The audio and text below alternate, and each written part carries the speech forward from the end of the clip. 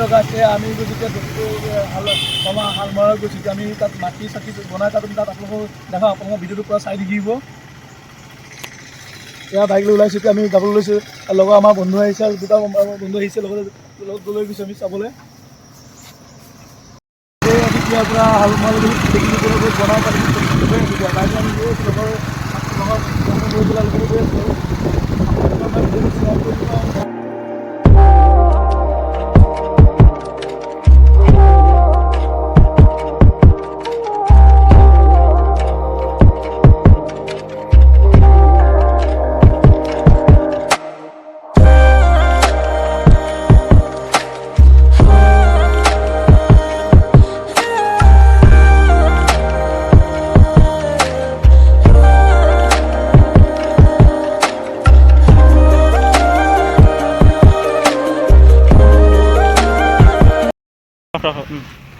আমি কমাৰৰ পৰা আহি ৰাণাবা পাৰোঁ ৰাণাবা পাৰলৈ চামগুৰি সত্ৰ গৈ আছোঁ তাৰ মুখা য'ত বনাই আপোনালোকক দেখাম কেনেকৈ মুখা বনাই আমি মুখা তলত গৈ আছোঁ দিয়া আপোনালোকে চাব পাৰিব ভিডিঅ' যিমান পাৰে শ্বেয়াৰ কৰিব ছাবস্ক্ৰাইব কৰি দিব আৰু লাইক কমেণ্ট কৰি দিব হেল্ল' গাইছ আমি এই চামগুৰি সত্ৰ পাইছোঁ তো মুখা বনাই য'ত বনাই আপোনালোকে দেখাম এতিয়া আপোনালোকে যিমান চাব মুখা কেনেকৈ বনাই কি আপোনালোকে দেখাম আপোনালোকক তাৰপিছত চামগুৰি সত্ৰ পাইছোঁ এতিয়া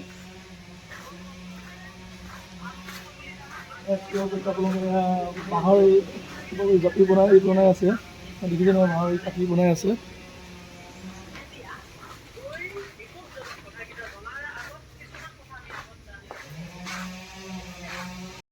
আপোনাৰ মাটিয়ে এতিয়া ধুনীয়াকৈ বস্তু বনাই আছে আপোনালোকে দেখিছে নহয় এয়া বনাই আছে বস্তু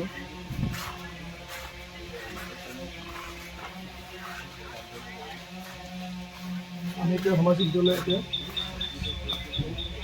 এজন এতিয়া পূৰা বাঁহেৰে আপোনাৰ কামিয়ে পূৰা যেনেকৈ বস্তু কি বনাব এতিয়া এয়া বস্তু বনাই আছে এতিয়া বোলে কাঠি কামি কাটি আছে আপুনি বোলে দুই এদিন ক'বচোন হেল্ল' গাইছ এই আপোনাৰ মুখা যোনে বনাই এইজন মুখা আমি আহি পাইলোঁ আপোনাৰ এজন আপোনাক দেখাইছোঁ এইজন মুখা কেনেকৈ কি বনাই এইটো ক'ব এজন হয় নমস্কাৰ মোৰ নাম ধীৰেণ গোস্বামী বাহিৰত আছে দাদা প্ৰদীপ গোস্বামী নৰেন গোস্বামী প্ৰসন্ন গোস্বামী আৰু গৌতম ভূঞা আৰু মনোজ বৰা আমি সকলোৱে এই মুখা শিল্পলৈ জড়িত হৈ আছোঁ আৰু আমাৰ হ'ল এখন চামগুৰি সত্ৰ বুলি কয় আমাৰ এই চামগুৰি সত্ৰখন হ'ল 1663 খ্ৰীষ্টাব্দত আহোম ৰজা চক্ৰধৰ সিংহনীয়ে প্ৰতিষ্ঠিত এখন সত্ৰ আৰু তেতিয়াই প্ৰথমজন সত্ৰাধিকাৰ আছিলে চক্ৰপাণি আতা এই চক্ৰপাণি আতাৰ ওচৰত ৰজা চক্ৰধৰ সিংহই শৰণলৈ সত্ৰখিনি প্ৰতিষ্ঠা কৰিছিলে এজোপা বৃহৎ আকাৰৰ চামগছ আছিলে সেই চামগছজোপাৰ তলতে সত্ৰখিনি প্ৰতিষ্ঠা কৰাৰ কাৰণে নাম দিছিলে চামগুৰি সত্ৰ আৰু সত্ৰখনৰ মূল বৈশিষ্ট্য হৈছে জগতগুৰু শ্ৰীমন্ত শংকৰদেৱৰ মুখাশিল্প গুৰুজনাই নগাঁও জিলা বৰদোৱা থানত চিহ্নযাত্ৰাৰ ভানুযোগী এই মুখাগোলাটো তৈয়াৰ কৰিছে এই পৰম্পৰাটো একাদিক্ৰমে চলি আহোঁতে 2003 চনত এই মুখাশিল্পটো ৰাষ্ট্ৰীয় পৰ্যায়ত স্বীকৃতি পালে সংগীত নাটক একাডেমীৰ যোগেদি আৰু সেই সৌভাগ্যতে প্ৰথম পিতৃয়ে লাভ কৰিলে মোৰ পিতৃৰ নাম পুষ্পকান্তদেৱ গোস্বামী আছিলে এইজন আছিলে নাৰায়ণ চন্দ্ৰদেৱ গোস্বামী এয়া হ'ল তাম্ৰপত্ৰ এখন সেই আব্দুল কালামৰ পৰা বঁটা লোৱা মুহূৰ্ত এটা সেই সময়ত বাজপেয়ী বৰুৱাই উপহাৰ দিছিলে 13 চনত পালে প্ৰণৱ বৰুৱা শিল্পী বঁটা এই বঁটাবিলাক যেতিয়া পাই গ'ল তেতিয়াই বিশ্বৰ লোক আহিবলৈ ল'লে মাজুলী মুখা আহিব চাবলৈ আৰু আমাৰ মুখা বনোৱা পদ্ধতি এইটো চোৱা প্ৰথমতে এইটো বাঁহৰ কাঠিয়ে কৰি লওঁ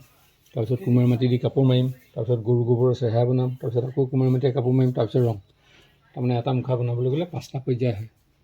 আৰু এই মুখাকে আমি 3টা ভাগত বনাওঁ ইয়াত যে দিছে ভগৱন্ত দশৰূপ চতুৰ্থ অৱতাৰ এয়া নৰসিংহ অৱতাৰ এয়া বৰ মুখা বুলি কয়